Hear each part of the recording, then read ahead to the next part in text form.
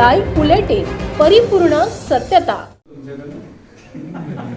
युगपुरुष छत्रपती शिवाजी महाराज पूर्णाकृती पुतळा मालवण येथील राजकोट किल्ल्यावरती मागील 8 महिन्यापूर्वी बसवण्यात आलेला होता। परंतु दुर्दैव असं आहे की अतिशय लाजिरवाणी महाराष्ट्राला शर्मेने मान खाली घालायला लावणारी घटना मागील 2 दिवसांपूर्वी घडली।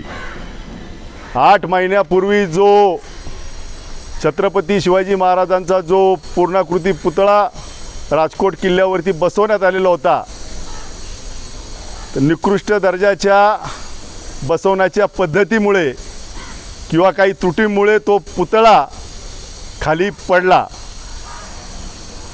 त्यामुळं ज्यांनी कुणी हा पुतळा बनवला निकृष्ट दर्जाचा, त्या संदर्भातले कुणी कन्सल्टंट असतील, त्याच्यानंतर शासनाने देखील अतिशय बेफिकीरपणाने तो तिथं इन्स्टॉल करून उद्घाटन करण्याची घाई केली कुठलीही शहानिशा करता।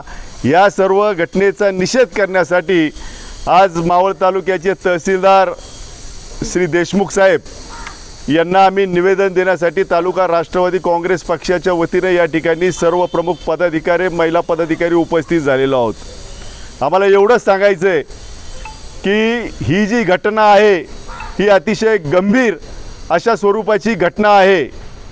ज्या पद्धतीनं कुठल्याही पद्धतीचं शहानिशा न करता कुठल्याही पद्धतीची क्वालिटी न तपासता पुतळा घाई गडबडीमध्ये 8 महिन्यापूर्वी उभा केला गेला आणि त्याची उद्घाटनाची देखील घाई, हा खरंच व्यवस्थित बसलाय का, तो त्याचं स्ट्रक्चरल ऑडिट केलं आहे का, या कुठल्याही शहानिशा न करता उद्घाटन देखील करण्याची घाई त्या ठिकाणी केली आणि अतिशय दुर्दैवी असा प्रकार आज संपूर्ण महाराष्ट्रामध्ये देशामध्ये छत्रपती शिवाजी महाराज हे आम्हा सर्वांचं आराध्य दैवत आहे आणि हा दैवताच्या बाबतीमध्ये घडलेला हा प्रकार निश्चितपणे अशोभनीय, निंदनीय, म्हणजे कुठल्या शब्दामध्ये या संदर्भामध्ये खेद व्यक्त करावा असा प्रश्न तमाम महाराष्ट्रातील जनतेला या निमित्तानं पडलेला आहे।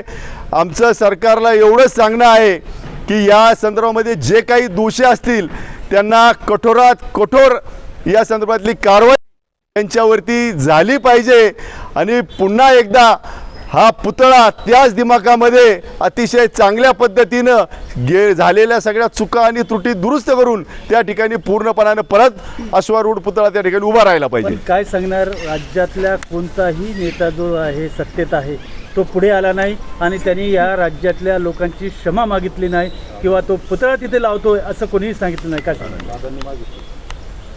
राज्याचे उपमुख्यमंत्री नामदार अजितदादा पवार साहेब यांनी काल स्वतः जनतेची माफी त्या ठिकाणी मागितलेली आहे।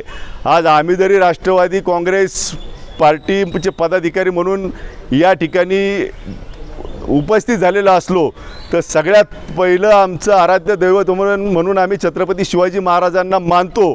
त्याच्यामुळं राजकारणाच्या पलीकडे कुणी माफी मागली, कुणी काय केलं, जे जे समाजपात पुढारपण करतात, समाजाचं सगळ्यांचं लक्ष आहे की कोणाच्या संवेदना किती जागे आहेत, त्याच्यामुळे योग्य वेळी समाज देखील ज्याला त्याला राज्यकर्त्यांना आपापल्या जागा दाखवण्याचं काम करेल। राणे असेल किंवा त्यांच्या पुत्रांनी तिथे मोठा धुरघूस घातला, तिथं धक्काबुक्की झाली आहे, महाविकास आघाडीचे लोक तिथे गेल्यानंतर तुम्हाला काय वाटते? राजकीय विषयावरती सगळे जबाबदार पदाधिकारी आहेत, कुणी कसं वागावं हे सांगणे इतके आम्ही काय मोठे नाही आहे। अनेक वेळा अनेक मोठमोठी पदं या राज्यकर्त्यांनी भूषवलेली आहेत, त्याच्यामुळं त्यांनी कशा पद्धतीचं वर्तन करावं, कशा पद्धतीने वागावं हा सर्वस्वी ज्यांचा त्यांचा प्रश्न आहे।